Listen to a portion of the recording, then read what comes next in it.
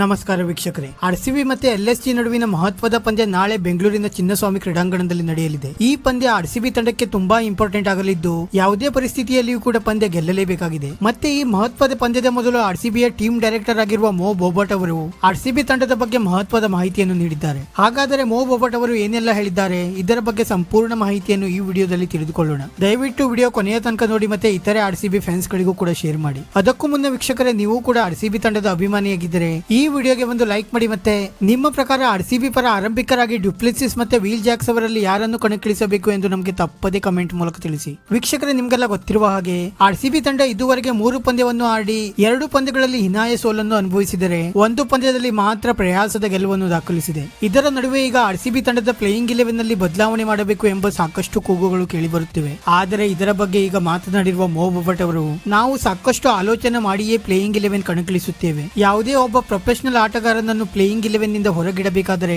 ಸಾಕಷ್ಟು ವಿಚಾರ ವಿಮರ್ಶನೆ ಮಾಡಬೇಕಾಗುತ್ತದೆ. ರಜತ್ ಪಟಿದಾರ್ ಕೂಡ ಒಬ್ಬ ಒಳ್ಳೆಯ ಆಟಗಾರ. ನಾನು ಕಳೆದ ಹಲವು ದಿನಗಳಿಂದ ಇವರ ಆಟ ಗಮನಿಸಿದ್ದೇನೆ. ಇವರು ಅದ್ಭುತ ರೀತಿಯಲ್ಲಿ ಕಂಬ್ಯಾಕ್ ಮಾಡ್ತಾರೆ ಎಂಬ ಭರವಸೆ ನನ್ನಲ್ಲಿದೆ. ಆರ್ಸಿಬಿ ತಂಡದಲ್ಲಿ ಸಾಕಷ್ಟು ಟ್ಯಾಲೆಂಟೆಡ್ ಆಟಗಾರರಿದ್ದಾರೆ. ಈಗ ಕೇವಲ 3 ಪಂದ್ಯಗಳು ಅಷ್ಟೇ ಮುಗಿದಿವೆ. ಕಾಂಬಿನೇಷನ್ ಸೆಟ್ ಆಗಲು ಸ್ವಲ್ಪ ಸಮಯ ತಗುಲುತ್ತಿದೆ. ಖಂಡಿತವಾಗಿಯೂ ಕೂಡ ಆರ್ಸಿಬಿ ತಂಡ ಬೌನ್ಸ್ ಬ್ಯಾಕ್ ಮಾಡಲಿದೆ ಎಂದು ಮೋ ಬೋಬಟ್ ಅವರು ತಮ್ಮ ಅಭಿಪ್ರಾಯವನ್ನು ಹಂಚಿಕೊಂಡಿದ್ದಾರೆ. ಮೋ ಬೋಬಟ್ ಹೇಳುವ ಪ್ರಕಾರ ವೀಕ್ಷಕರೇ, ಆರ್ಸಿಬಿಯ ಪ್ಲೇಯಿಂಗ್ 11 ನಲ್ಲಿ ಬದಲಾವಣೆ ಮಾಡುವ ಸಾಧ್ಯತೆ ತುಂಬಾ ಕಡಿಮೆ ಅಂತಾನೆ ಹೇಳಬಹುದಾಗಿದೆ. ವಿಡಿಯೋ ಇಷ್ಟ ಆಗಿದ್ದರೆ ಲೈಕ್ ಮಾಡಿ ಮತ್ತೆ ಚಾನೆಲ್ ಅನ್ನು ಸಬ್ಸ್ಕ್ರೈಬ್ ಮಾಡಲು ಮರೆಯಬೇಡಿ.